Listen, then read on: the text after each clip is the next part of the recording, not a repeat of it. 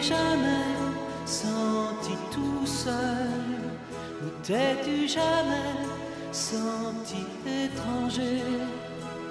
Quand tu riais trop fort, quand t'étais mal habillé, tu connais donc Quasimodo et ceux qui ressentent. Ne plaignez pas Quasimodo, son cœur était grand comme le ciel. Il rencontra Esmeralda. Quasimodo, dit-elle, n'aie pas peur. Donne-moi ta main, je te donnerai mon cœur, et notre amour s'envolera.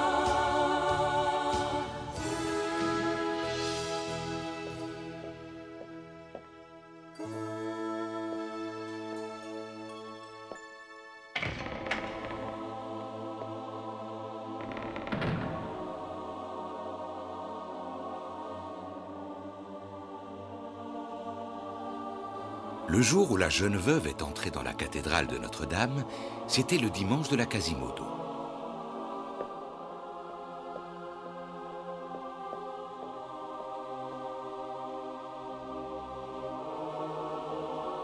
Enfant trouvé.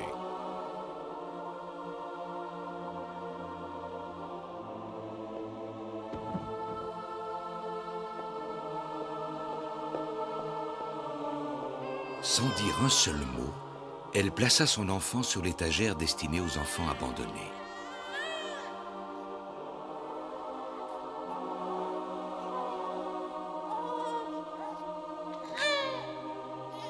Et elle partit sans même se retourner. Un jeune prêtre nommé Claude Frollo découvrit le malheureux enfant. À première vue, l'enfant avait l'air parfaitement normal. Mais ça n'était pas le cas. Son corps était complètement difforme. Son visage était horriblement déformé. Il avait la bouche tordue et la mâchoire de travers. Cette nuit-là, le prêtre s'engagea à adopter l'enfant et à l'élever et à l'aimer en souvenir de son jeune frère et de ses parents qui étaient morts de la peste. En l'honneur de ce jour, mon enfant, moi, Frollo, je te baptise du nom de Quasimodo.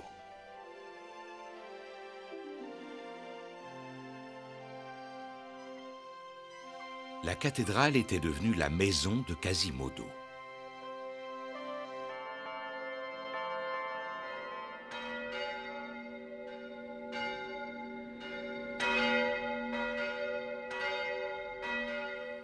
Coupé du monde à cause de sa difformité, Quasimodo mena une existence protégée dans l'ombre du clocher. La cathédrale n'était pas seulement sa maison, mais son univers tout entier. Claude Frollo, qui entre-temps avait été nommé archidiacre de la cathédrale, décida que Quasimodo deviendrait carillonneur attitré de Notre-Dame.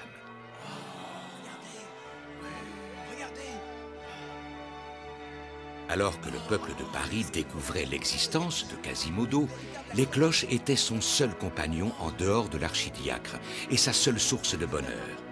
Leur sonnerie était le seul langage que Quasimodo comprenait, parce qu'il était devenu sourd à cause de ces cloches qu'il aimait.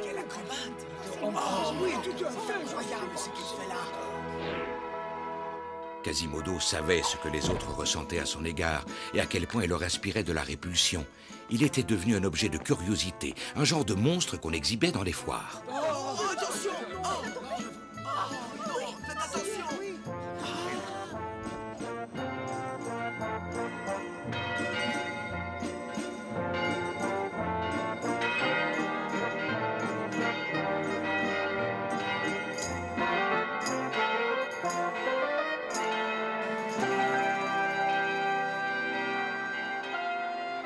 Mais toutes ces années de honte et de raillerie ne l'avaient pas suffisamment préparé à ce qui allait lui arriver en cette période de l'Épiphanie et pour le festival des bouffons.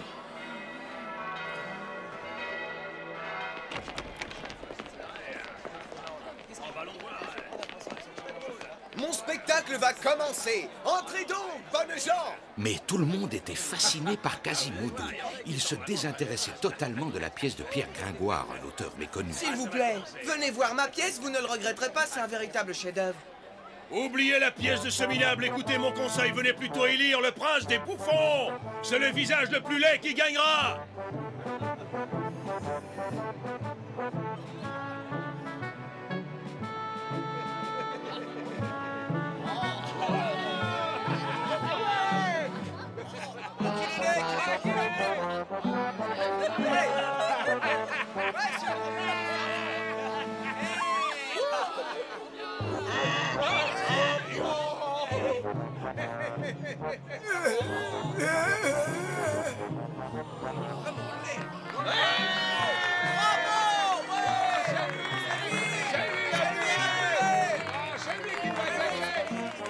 À l'unanimité, vous avez décidé que Quasimodo, ici présent, devient à partir de ce jour prince incontesté des bouffons.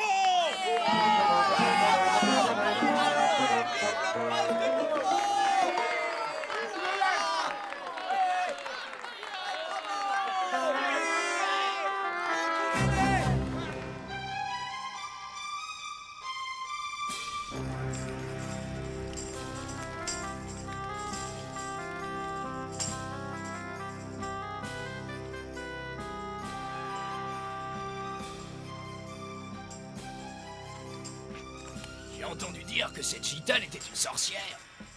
Ah, peut-être, mais quelle magnifique sorcière, hein?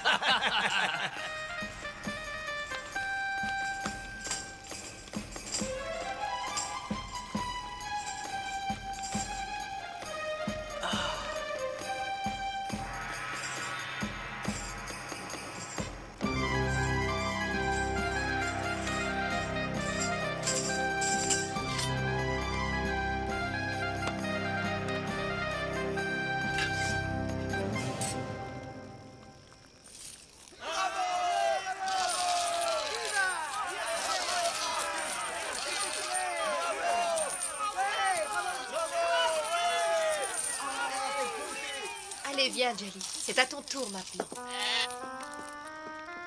Dis-moi quelle heure il est.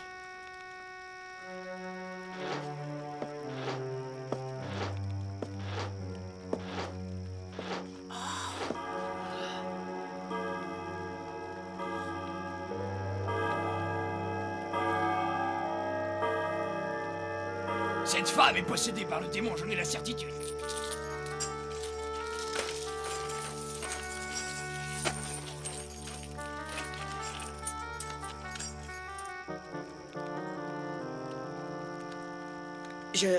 Je suis désolée, mais je n'ai pas un sou en poche.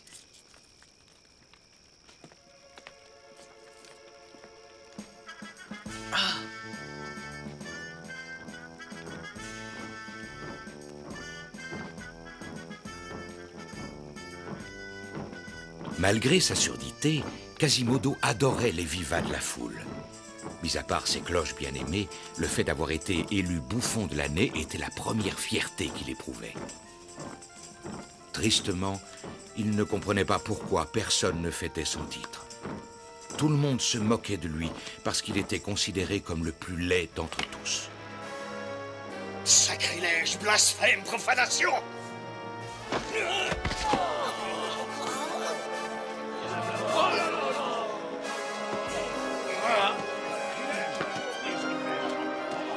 C'est l'archidiacre Frollo. Qu'est-ce qu'il fait avec cet horrible monstre? Il va le manger tout cru. Oh,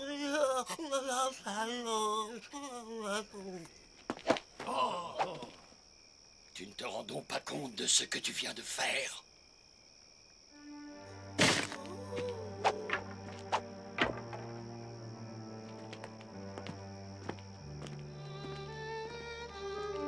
Laissez-le tranquille, le pauvre. Vous voyez bien qu'il n'a rien fait de mal.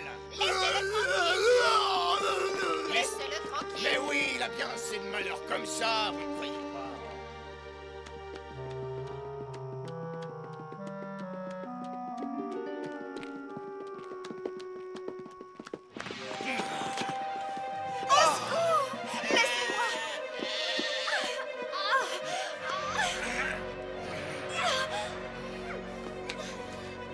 Au secours, à moi, on m'assassine.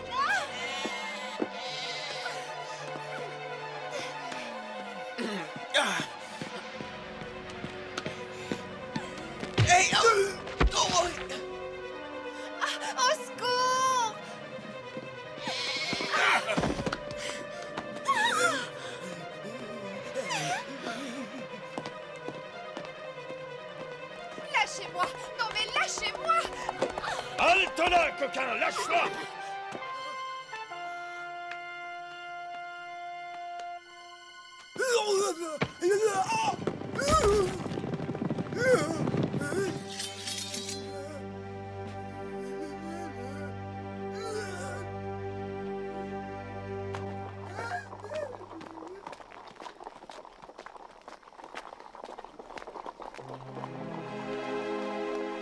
Quel est votre nom, monseigneur?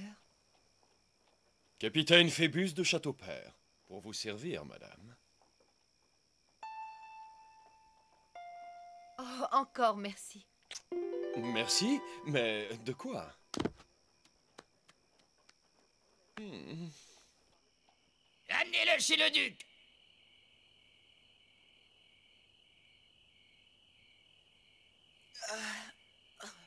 J'ai dit amenez-le chez le duc, c'est un ordre. Chez le duc! Chez le duc!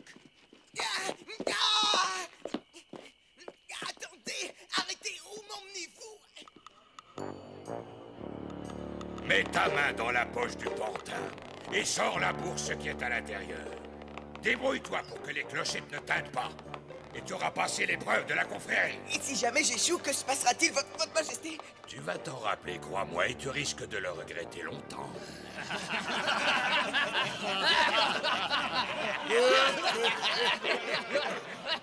Et que se passera-t-il si jamais je réussis l'épreuve, hein? Oh, eh bien, dans ce cas, tu feras partie de notre confrérie. Ah, ce sera un grand honneur pour moi. Allez, on se dépêche, fouille dans la poche du pantin, qu'on en finisse une bonne fois pour toutes. Et je préfère t'avertir avant. Prie le bon Dieu qu'on n'entende pas le moindre tintement de clochette.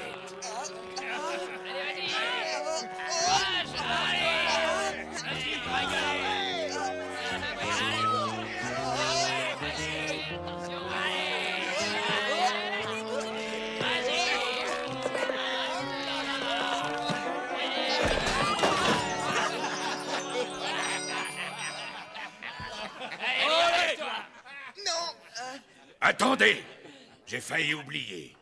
Notre coutume veut qu'on ne punisse pas un homme avant de demander d'abord s'il y a parmi nous une femme qui aurait envie de l'épouser. Est-ce qu'il y a des dames qui sont preneuses?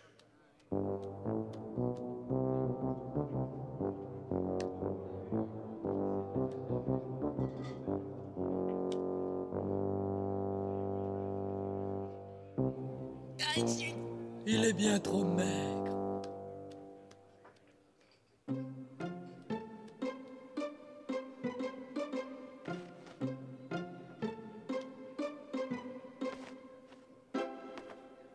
Il est bien trop pauvre.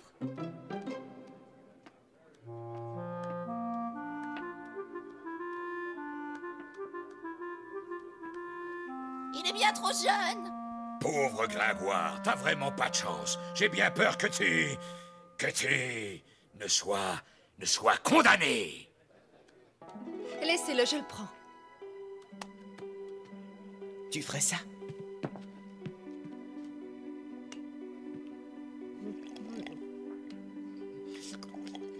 Si tu veux avoir la vie sauve, brise-le. En le jetant par terre de toutes tes forces. Ma sœur, Gringoire est ton époux. Mon frère, Esmeralda est ton épouse.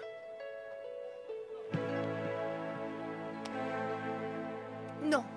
J'ai accepté de t'épouser pour te sauver et pour aucune autre raison. Aussi belle que tu puisses être, je ne m'approcherai jamais de toi sans ta permission. Je t'en donne ma parole.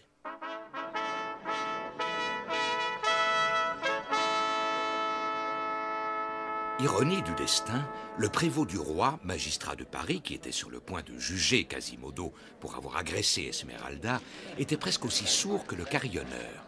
Seulement, personne ne le savait, et le prévôt refusait de l'admettre. De plus, il ne pouvait pas imaginer que Quasimodo n'entendait pas ce qu'il disait. Quel est ton nom? Très bien, et maintenant, dis-moi à quelle corporation tu appartiens. Enfin, c'est incroyable, il est complètement sourd. Oui, et en plus... Je crois que ça suffira. Tu as été amené devant ce tribunal, premièrement, pour désordre et vacarme sur la voie publique. Deuxio, pour avoir agressé physiquement une jeune femme d'origine gitane. Et tertio, pour résistance et manque de respect aux valeureux archers de la garde de notre bien-aimé roi. Greffier, avez-vous pris note des déclarations que le prévenu a faites?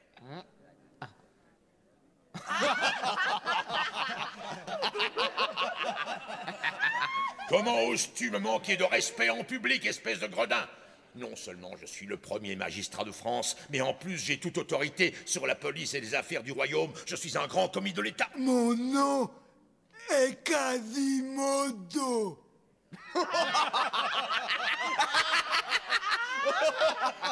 Espèce d'impertinent, tu as l'audace de rire de moi. Tu vas le payer cher, c'est moi qui te le dis.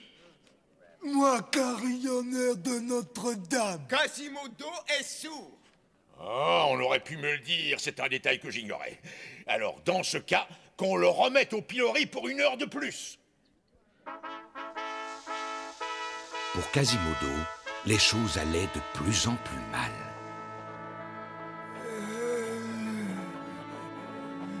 J'ai soif de l'eau.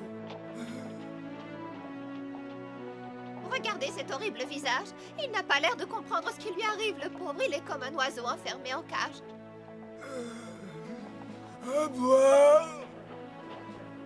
Si aujourd'hui était hier, c'est sûr il aurait été élu prince de tous les bouffons du royaume une deuxième fois, tellement il est laid.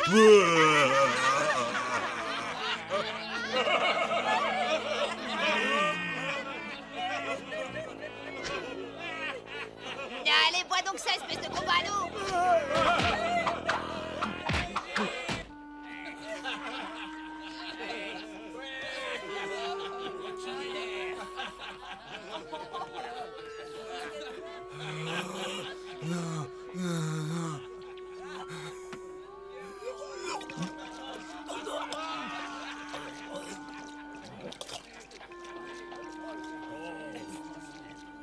Quasimodo, j'ignore pourquoi tu m'as attaqué, mais tu ne mérites pas ce qu'on te fait endurer là.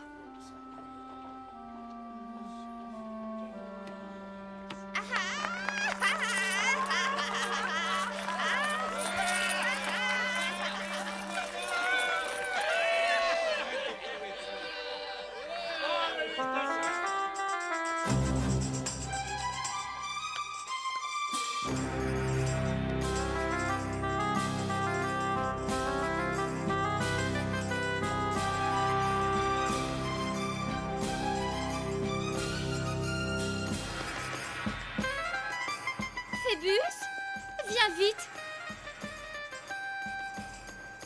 Que se passe-t-il, mon amour? Regarde. Ne serait-ce pas la gitane que tu as sauvée des brigands? Peut-être, oui. Je crois que c'est elle. Mais enfin, que vient-elle faire ici? Elle regarde dans notre direction. Je pense qu'elle a dû te reconnaître. C'est tout à fait possible, oui, mais je ne me souviens même plus de son nom. Écoutez, j'ai un secret. Oui, et quel est donc ce secret, gitane? Mais voyons, Fleur de Lys. Attendez, je vais vous montrer.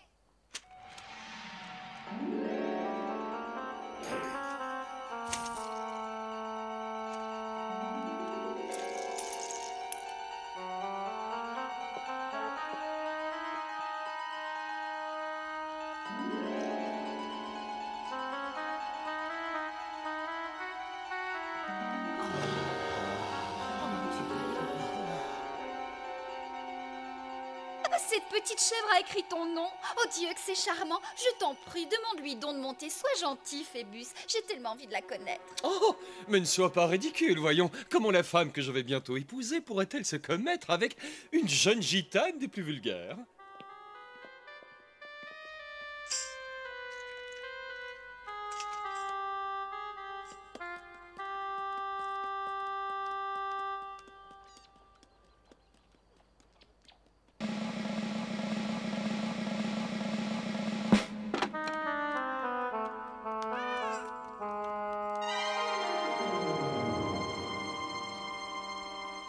Gringoire, mon Dieu. Qu'est-ce qu'un poète et auteur de talent comme toi fait dans un costume de bouffon? Oh, c'est une bien triste histoire, Père Frollo. J'ai écrit une pièce qui n'a pas rapporté d'argent. Plutôt que de mourir de faim, alors j'ai préféré rejoindre les bohémiens. Et je me suis marié avec la belle Esmeralda. Alors tu as épousé la gitane Esmeralda. En effet, il se trouve que je suis son époux. Ce fut une bien étrange cérémonie, le moins que l'on puisse dire. Mais soyez rassuré, Père Frollo, Esmeralda est restée une jeune fille pure. En vérité, elle n'a Dieu que pour le jeune et beau capitaine Phébus. Bonne journée, mon père.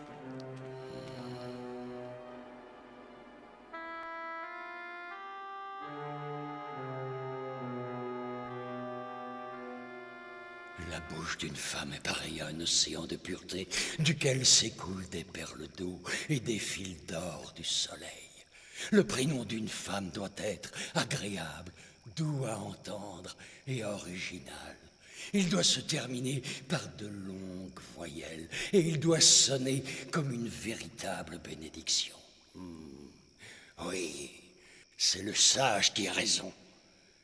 Maria. Oh, Sophia. Oh, Esmeralda. C'est devenu une véritable obsession. Esmeralda. Esmeralda. Mon Dieu, je suis complètement envoûté par cette magnifique créature de rêve. Non.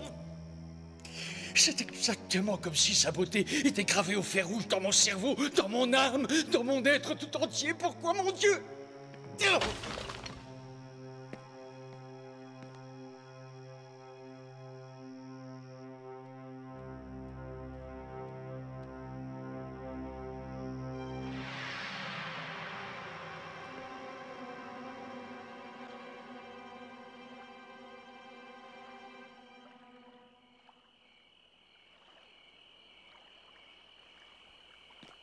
Je suis content que tu sois venu. Lorsqu'on m'a remis votre message, je ne savais pas si c'était raisonnable de venir. Vous n'imaginez pas comme je vous aime, capitaine Phébus.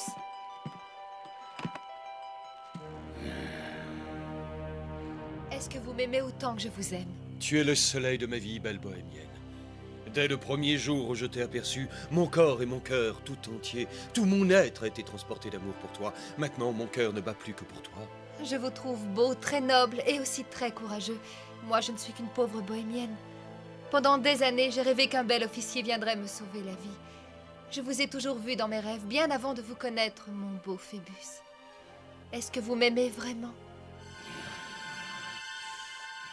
Mon Dieu, que tu es sotte. Quelle question, bien sûr que je t'aime. Je t'aime comme je n'ai jamais aimé une autre femme de toute ma vie, Esmeralda.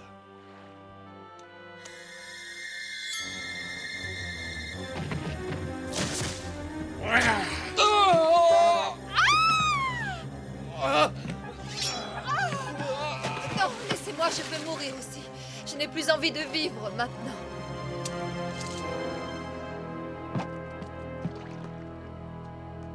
Phébus! Oh, mon pauvre Phébus, oh mon Dieu!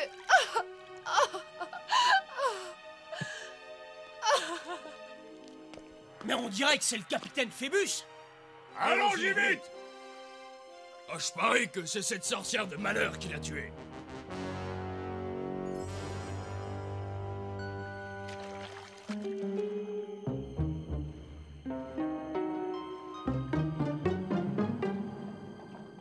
Après un jugement sommaire, dans lequel on évita de citer le nom du capitaine Phébus, Esmeralda reconnut avoir donné la mort à un soldat en le poignardant et qu'elle s'était adonnée aux pratiques de la sorcellerie.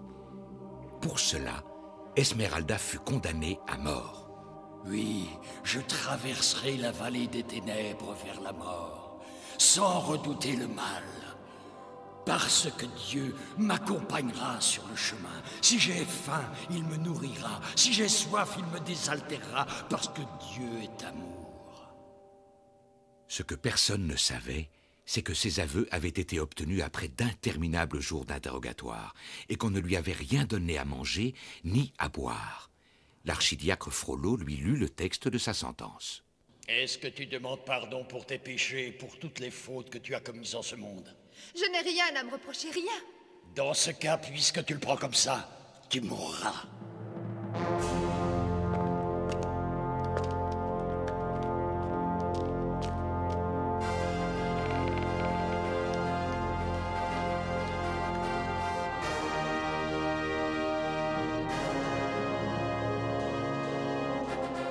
Dieu soit loué, vous êtes en vie. Que t'arrive-t-il, mon aimé? Tu as l'air terriblement troublé à la vue de cette femme. Troublé, moi, voyons, mais pas le moi du monde. Dis-moi, Phébus, est-ce que je suis la seule femme que tu aimes vraiment? Sans aucun doute, ma bien-aimée, tu es la seule femme qui compte pour moi. À la potence, allez!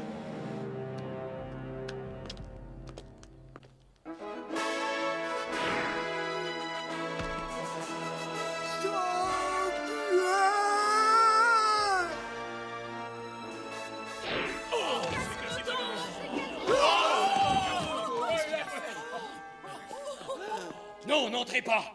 La cathédrale est un lieu de refuge. Tant qu'Esmeralda restera à l'intérieur de ce lieu sacré, jamais vous ne pourrez lui faire le moindre mal.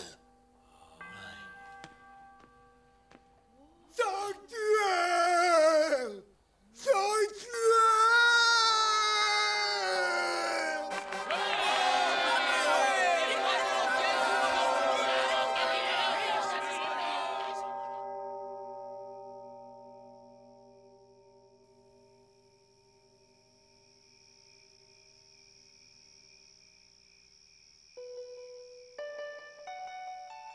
Pourquoi m'as-tu sauvé la vie?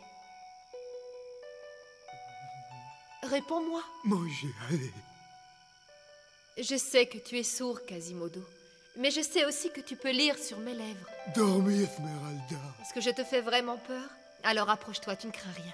Laisse-moi te regarder dans la lumière. Non, non, non. Non, faut pas me regarder, Esmeralda. Il faut juste m'écouter. Il faut jamais quitter la cathédrale. Autrement, les soldats vont te tuer. Et j'en mourrai, Esmeralda. Non, reste!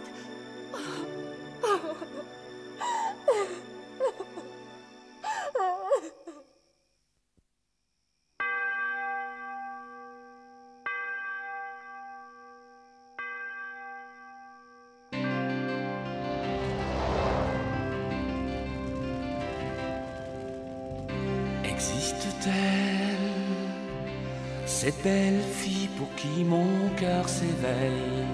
Je me sens libre, je m'envole vers le soleil, vers un pays où on sera toujours unis. Comment lui dire que je l'aime à l'infini?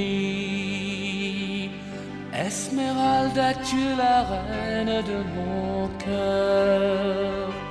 Esmeralda, mon espérance, mon bonheur. C'était toi, si gentille et si belle. Es-tu juste illusoire ou réelle?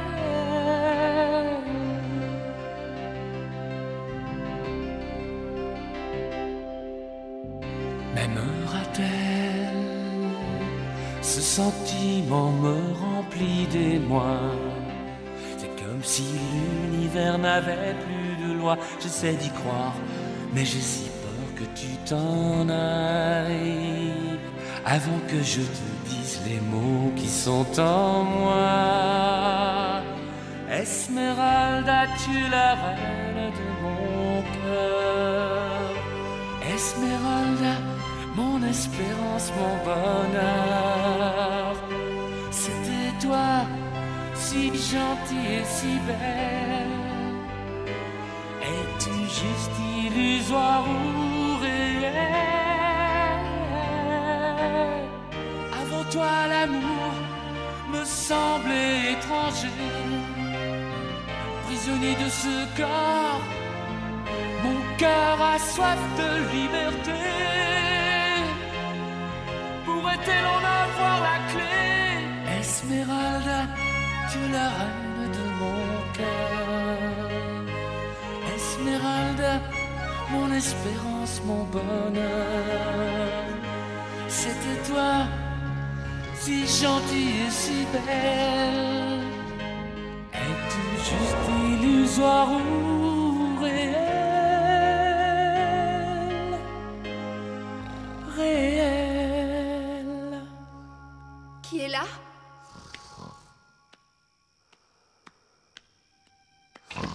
Qui est-ce?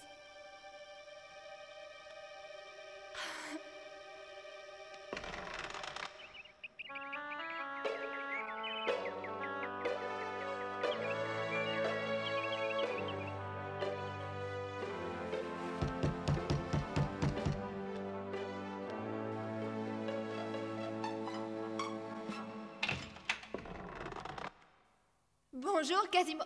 Oh! Bonjour à toi, belle Esmeralda. Je t'en prie, je ne te veux aucun mal, n'aie pas peur. Allez-vous-en. Laissez-moi tranquille. Tu es une fille à l'âme belle, pure et généreuse. Tu ne connais pas la rancune, tu pardonnes à ceux qui t'ont fait du mal. Pourquoi restes-tu aussi insensible lorsqu'il s'agit de moi? Pourquoi? Vous n'avez eu aucune pitié pour moi, c'est même vous qui avez décidé de m'envoyer à la mort. Vraiment, tu ne comprendras jamais rien. Lâchez-moi, au secours! Tu ne vois donc pas le feu qui consume mon pauvre cœur éperdu d'amour pour toi? Ta seule pensée me torture jour et nuit. Non, vous êtes prêtre, vous n'avez pas le droit de m'aimer, mon père. Ma souffrance est devenue insupportable, Esmeralda. Oh! Allez-vous-en, lâchez-moi, horrible démon!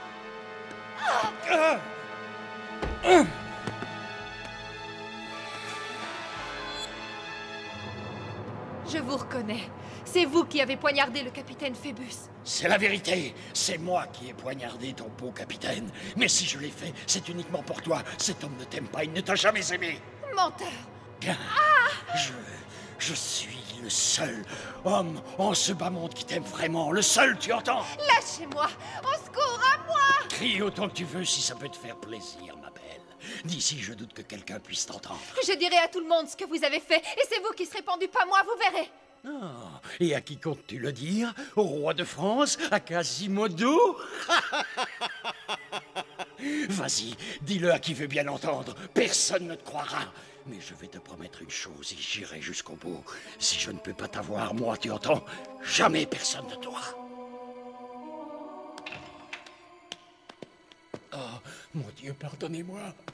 Pitié, grâce, pardonnez-moi, mon Dieu. Oh, Quasimodo! Quasimodo!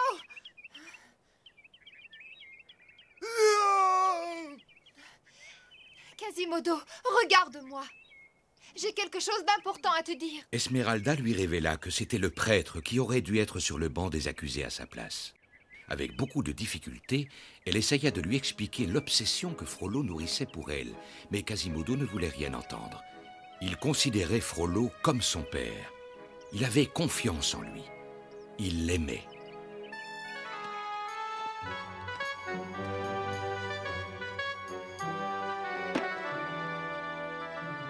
Et voilà! Vous avez de drôles de façons de montrer que vous êtes content. Bande de paysans.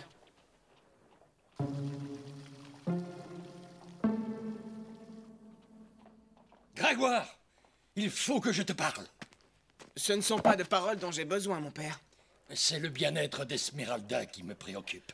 Moi aussi. Après tout, Esmeralda est ma femme, devant la loi. Assieds-toi. C'est Esmeralda qui t'a sauvé la vie, n'est-ce pas? C'est bien cela. Sans aucun doute, mon père. Si je suis encore de ce monde, c'est à elle que je le dois. C'est tout à fait normal. Mais seulement, il y a un tout petit problème. Elle est en sécurité dans la cathédrale pour le moment, mais nous ne pouvons pas la garder indéfiniment dans ce lieu saint. Oui, mais si elle la quitte, elle est sûre d'être arrêtée. À moins que personne ne s'aperçoive de son départ, je ne vois que cette solution. Oui, mais comment est-ce possible, mon père? Si tu pouvais trouver des vêtements et un endroit où la cacher, elle pourrait quitter la cathédrale sans qu'on s'en aperçoive. Mais moi, dans l'histoire, les soldats ne tarderont pas à découvrir le poteau rose et c'est moi qui serai pendu. Oh, mais ce serait une façon de rembourser ta dette. Oui, ma réaction doit vous paraître bizarre étant donné la précarité et la pauvreté dans laquelle je suis. Seulement, je suis extrêmement attaché à certains aspects de la vie sur cette terre, comme l'air, comme le ciel, comme le soleil qui se lève, le clair de lune. Dans ce cas, Grégoire, mon ami, j'ai un autre plan à te proposer.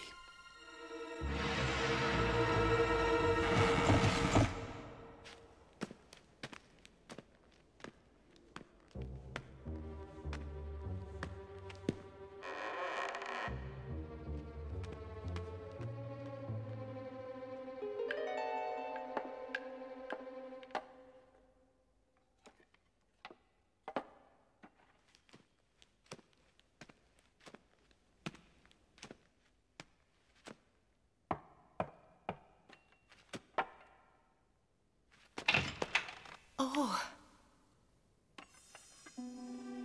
Merci pour le bouquet de fleurs, Quasimodo. Elles sont magnifiques. Tu n'as aucune raison de te cacher, voyons, c'est ridicule. Je ne te trouve pas repoussant. Je t'en prie, approche de la lumière et laisse-moi contempler ton visage doux, généreux et gentil. Non. J'ai oublié le beau capitaine Phébus. Je sais maintenant qu'il ne m'a jamais aimé. Oui, je sais, Quasimodo. Je sais que tu m'aimes. D'ailleurs, tu me l'as déjà prouvé. Et peu importe ce que le prêtre a bien pu dire ou faire, je sais que tu ne permettras jamais qu'il me fasse du mal.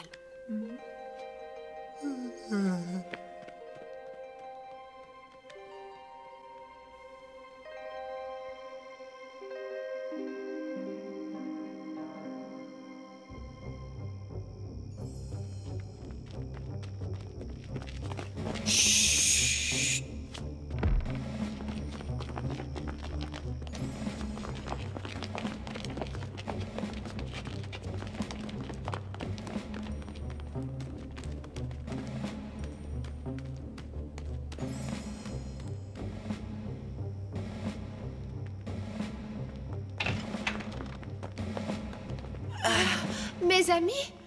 Oh, qu'est-ce que vous faites là? Ma chère épouse, nous sommes venus pour te délivrer. Cherche bien, il doit y avoir un objet que t'aurais envie d'emporter comme souvenir. Alors, il n'y a rien de sacré pour toi, pas même pour le grand-duc d'Égypte. Écoutez un peu la pucelle. Elle a vu le bon Dieu. Ça suffit, il faut que nous partions.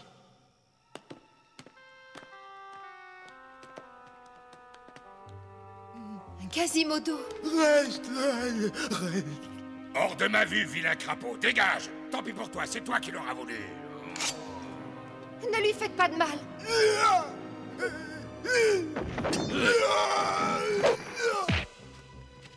Non! Dépêchons-nous, ça n'est pas une grande perte. Allons, pressons. Viens. Non! Oh, mon pauvre, comme tu as souffert. Non! Dépêchons-nous. Non! Non! Non! Non! Lâche-moi, lâche-moi, je veux rester ici.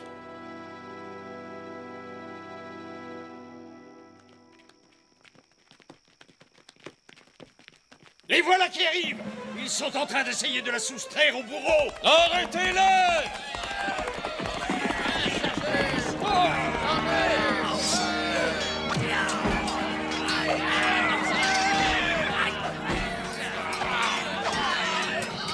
À la potence, bohémienne de malheur! Comment ai-je pu être assez sotte pour croire que vous m'aimiez? Oh mon Dieu, comment ai-je pu vous aimer? C'est parce que je suis irrésistible, voyons, voilà pourquoi.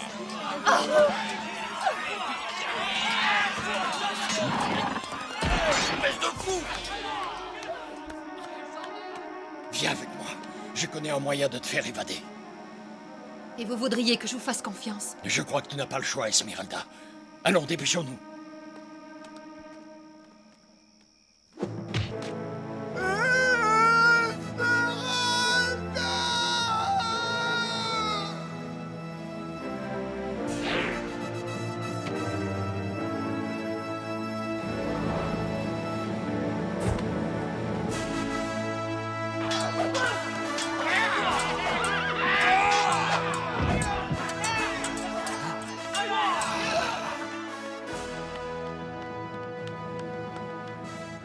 Pourquoi vous arrêtez-vous en chemin? J'accepte de te laisser encore une dernière chance, c'est à prendre ou à laisser. Aime-moi, donne-moi ton cœur. Ah! Non! Jamais! Si tu as envie de vivre, c'est toi qui dois prendre la décision. Deviens mienne. Non, pas ça! Quasimodo, comment oses-tu? Moi qui t'ai élevé comme ton propre père avec tant d'amour. Vous avez vu me poignarder, beau capitaine Phébus, mon père. Il l'avait bien mérité. Tu aurais dû t'en rendre compte, horrible bouffon hideux. Imposteur!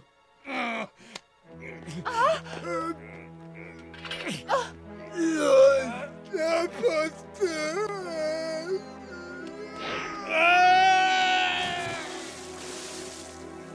Je te dois la vie, merci Quasimodo.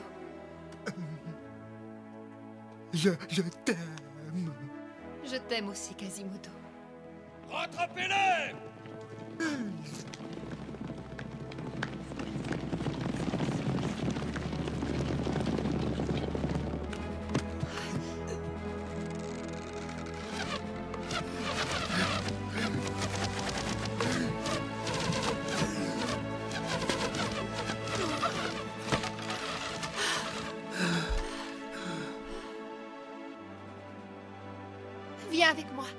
connais un endroit où ils ne pourront jamais nous trouver.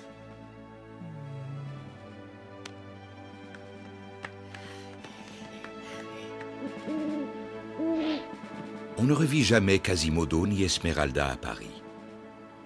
D'aucuns disent qu'ils coulèrent des jours heureux à la campagne, avec une petite chèvre qui était capable d'écrire des mots avec des lettres de bois. Personne ne sait si c'est vrai, mais une chose est sûre, Quasimodo avait enfin trouvé une personne qu'il aimait pour ce qu'il était vraiment et non pour son apparence.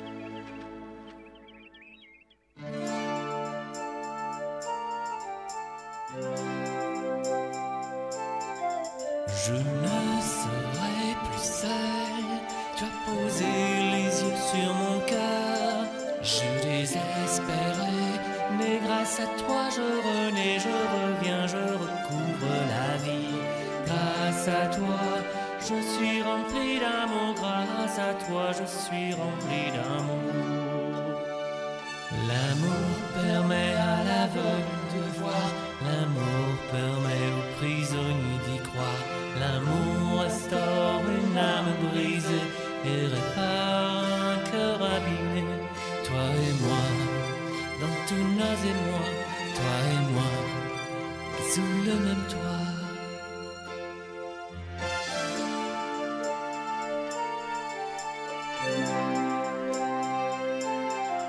Je n'en crois pas mes yeux, je croyais que tu voulais partir. Je vis dans un rêve, tu es toujours à mes côtés, tu resteras tout près de moi. Grâce à toi, je suis rempli d'amour, grâce à toi, je suis rempli d'amour. L'amour permet à l'aveugle de voir, l'amour permet aux prisonniers d'y croire. L'amour restaure une âme brisée et répare un cœur abîmé. Toi et moi, dans tous nos émois, toi et moi, sous le même toit. J'étais aveugle, je vois, j'étais prisonnier, j'y crois. Mon cœur brisé est consolé, mon âme a envie de chanter que l'amour est roi. L'amour permet à l'aveugle de voir, l'amour permet aux prisonniers d'y croire. L'amour restaure une âme brisée et répare un cœur abîmé. Toi et moi, dans tous nos émois, toi et moi, sous le même toit.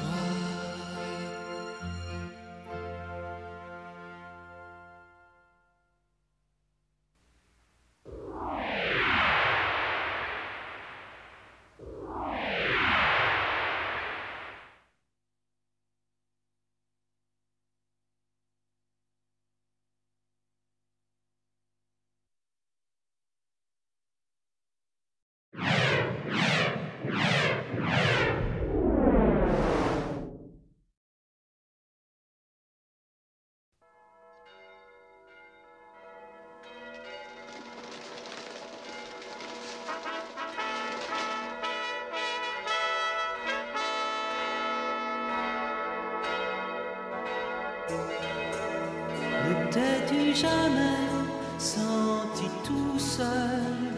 Ne t'es-tu jamais senti étranger? Quand tu riais trop fort, quand t'étais mal habillé, tu connais donc Quasimodo et ce qu'il ressent. Ne plaignez pas Quasimodo, son cœur était grand comme le ciel. Il rencontra Esmeralda. Quasimodo, dit-elle, n'aie pas peur. Donne-moi ta main, je te donnerai mon cœur, et notre amour s'envolera.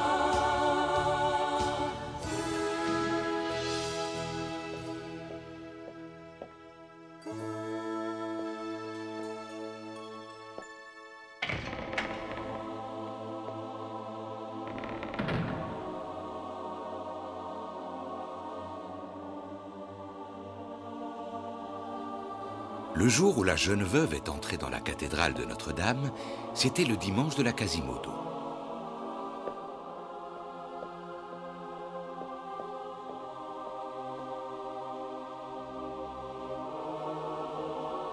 Enfant trouvé.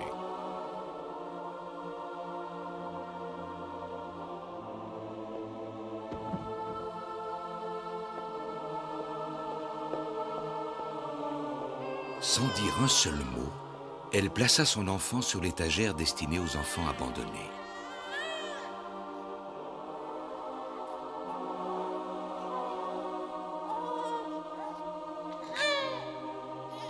Et elle partit sans même se retourner. Un jeune prêtre nommé Claude Frollo découvrit le malheureux enfant.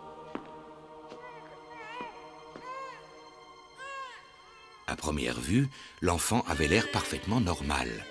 Mais ça n'était pas le cas. Son corps était complètement difforme. Son visage était horriblement déformé. Il avait la bouche tordue et la mâchoire de travers. Cette nuit-là, le prêtre s'engagea à adopter l'enfant et à l'élever et à l'aimer en souvenir de son jeune frère et de ses parents qui étaient morts de la peste. En l'honneur de ce jour, mon enfant, moi, Frollo, je te baptise du nom de Quasimodo.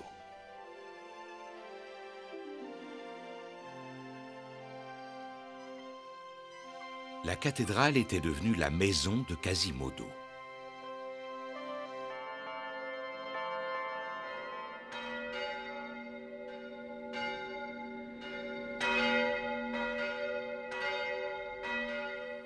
Coupé du monde à cause de sa difformité, Quasimodo mena une existence protégée dans l'ombre du clocher.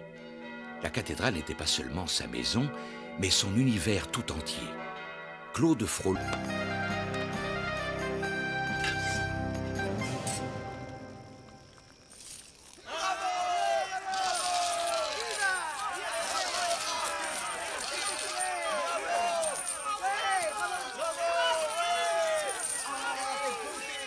Allez, viens, Jelly. C'est à ton tour maintenant.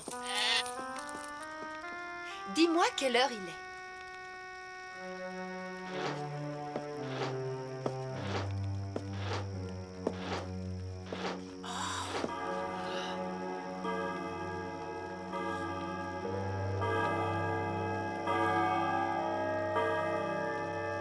Cette femme est possédée par le démon, j'en ai la certitude.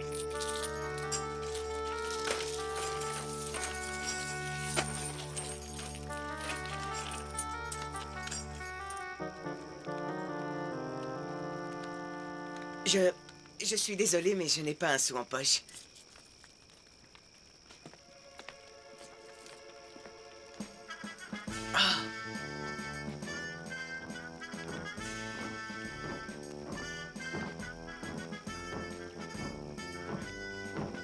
Malgré sa surdité, Quasimodo adorait les vivats de la foule. Mis à part ses cloches bien-aimées, le fait d'avoir été élu bouffon de l'année était la première fierté qu'il éprouvait. Tristement, il ne comprenait pas pourquoi personne ne fêtait son titre. Tout le monde se moquait de lui parce qu'il était considéré comme le plus laid d'entre tous. Sacrilège, blasphème, profanation!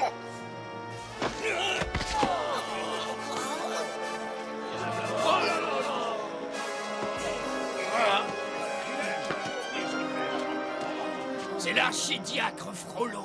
Qu'est-ce qu'il fait avec cet horrible monstre? Il va le manger tout cru.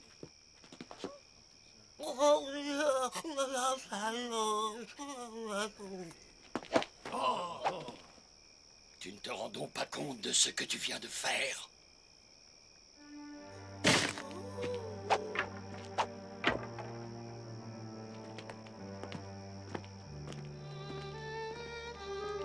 Laissez-le tranquille, le pauvre. Vous voyez bien qu'il n'a rien fait de mal.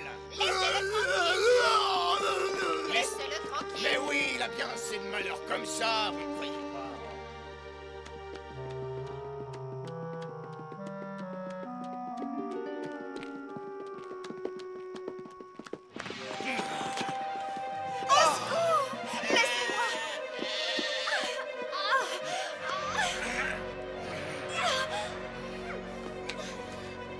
Au secours à moi, on m'assassine!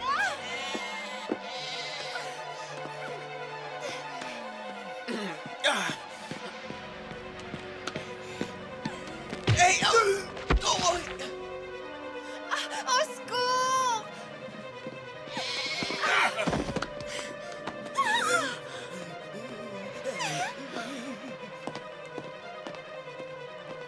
Lâchez-moi! Non mais lâchez-moi! Halte là, coquin, lâche-la!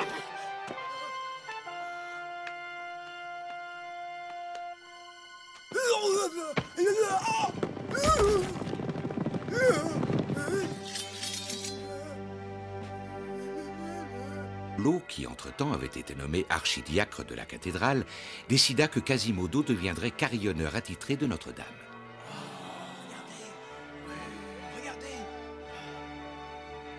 Alors que le peuple de Paris découvrait l'existence de Quasimodo, les cloches étaient son seul compagnon en dehors de l'archidiacre et sa seule source de bonheur.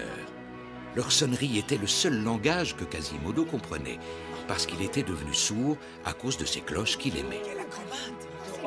Oui, tout à fait incroyable ce qu'il fait là. Quasimodo savait ce que les autres ressentaient à son égard et à quel point il leur inspirait de la répulsion.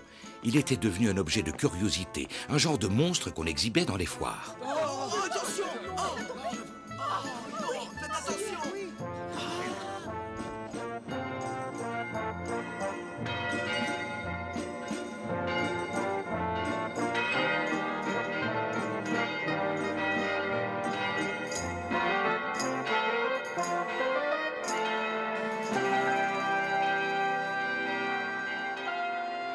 Mais toutes ces années de honte et de raillerie ne l'avaient pas suffisamment préparé à ce qui allait lui arriver en cette période de l'Épiphanie et pour le festival des bouffons.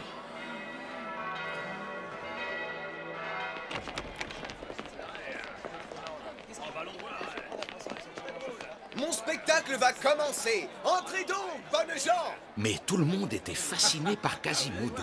Il se désintéressait totalement de la pièce de Pierre Gringoire, un auteur méconnu. S'il vous plaît, venez voir ma pièce, vous ne le regretterez pas, c'est un véritable chef-d'œuvre. Oubliez la pièce de ce minable, écoutez mon conseil, venez plutôt élire le prince des bouffons. C'est le visage le plus laid qui gagnera.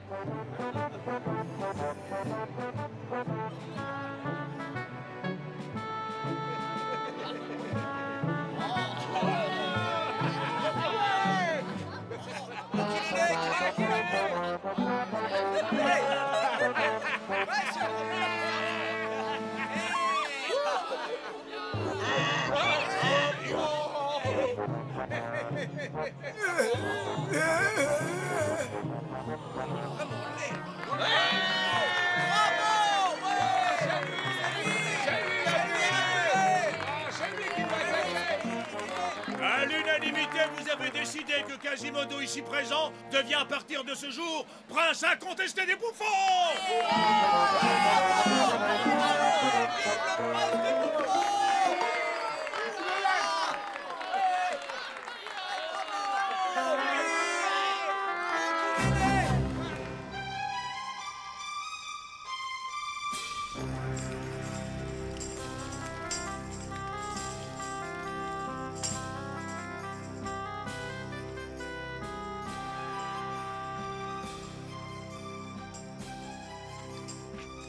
J'ai entendu dire que cette gitane était une sorcière. Ah, peut-être, mais quelle magnifique sorcière, hein?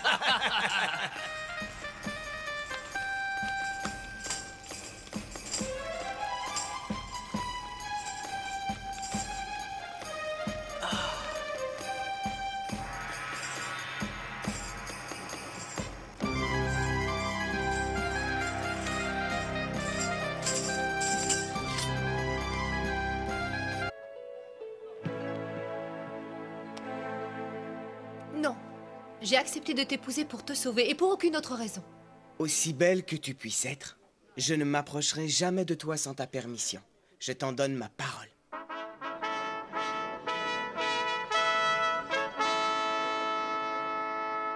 Ironie du destin, le prévôt du roi, magistrat de Paris, qui était sur le point de juger Quasimodo pour avoir agressé Esmeralda, était presque aussi sourd que le carillonneur.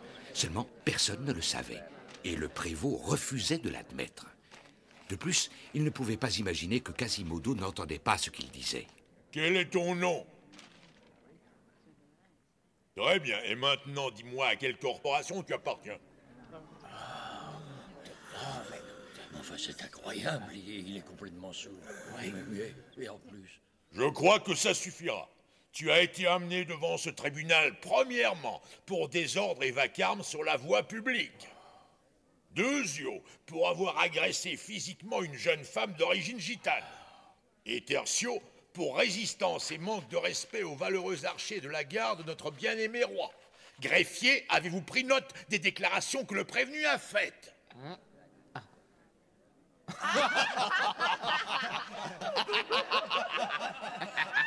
Comment oses-tu me manquer de respect en public, espèce de gredin? Non seulement je suis le premier magistrat de France, mais en plus j'ai toute autorité sur la police et les affaires du royaume. Je suis un grand commis de l'État. Mon nom est Quasimodo.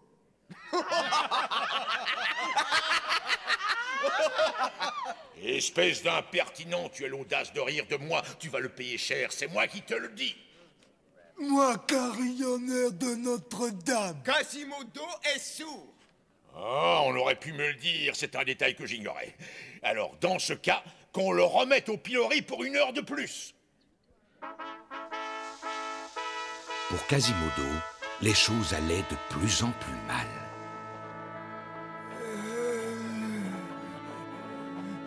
J'ai soif de l'eau. Regardez cet horrible visage. Il n'a pas l'air de comprendre ce qui lui arrive, le pauvre. Il est comme un oiseau enfermé en cage. À boire.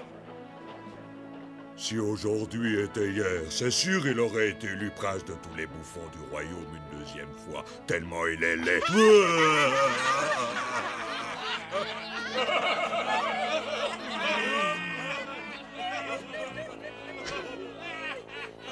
Allez, bois donc ça, espèce de gros ballot.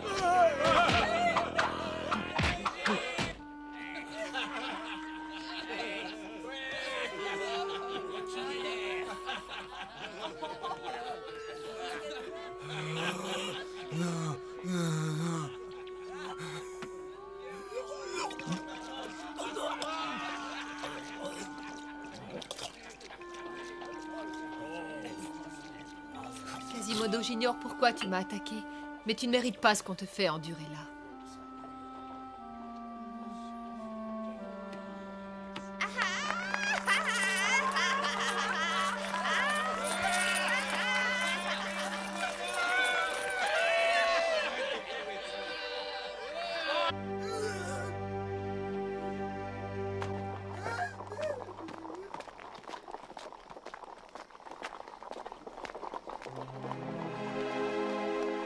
Quel est votre nom, monseigneur? Capitaine Phébus de Châteaupers. Pour vous servir, madame. Oh, encore merci. Merci, mais de quoi?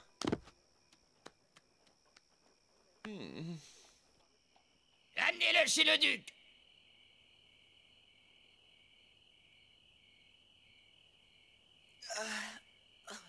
J'ai dit amenez-le chez le duc, c'est un ordre. Chez le duc! Chez le duc! Attendez, arrêtez, où m'emmenez-vous? Mets ta main dans la poche du pantin et sors la bourse qui est à l'intérieur. Débrouille-toi pour que les clochettes ne teintent pas.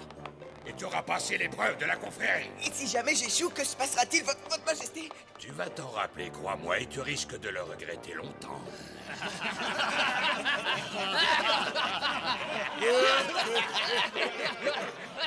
Et que se passera-t-il si jamais je réussis l'épreuve, hein? Oh, eh bien, dans ce cas, tu feras partie de notre confrérie. Ah, ce sera un grand honneur pour moi. Allez, on se dépêche, fouille dans la poche du pantin, qu'on en finisse une bonne fois pour toutes. Et je préfère t'avertir avant. Prie le bon Dieu qu'on n'entende pas le moindre tintement de clochette.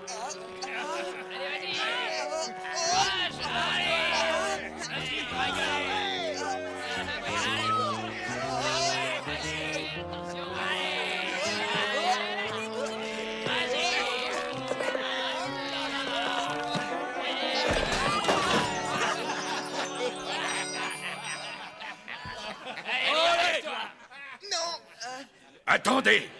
J'ai failli oublier. Notre coutume veut qu'on ne punisse pas un homme avant de demander d'abord s'il y a parmi nous une femme qui aurait envie de l'épouser. Est-ce qu'il y a des dames qui sont preneuses?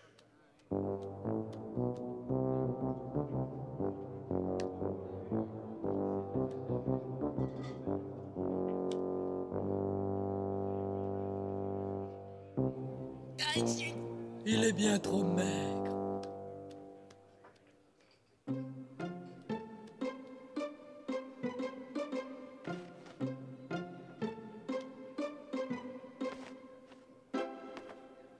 Il est bien trop pauvre.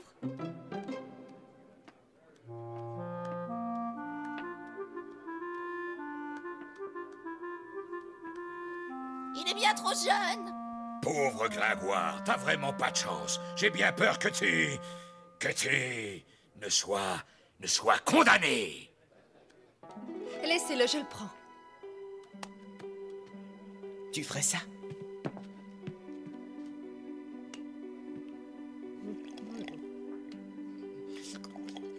Si tu veux avoir la vie sauve, brise-le. En le jetant par terre de toutes tes forces. Ma sœur, Gringoire est ton époux. Mon frère, Esmeralda est ton épouse.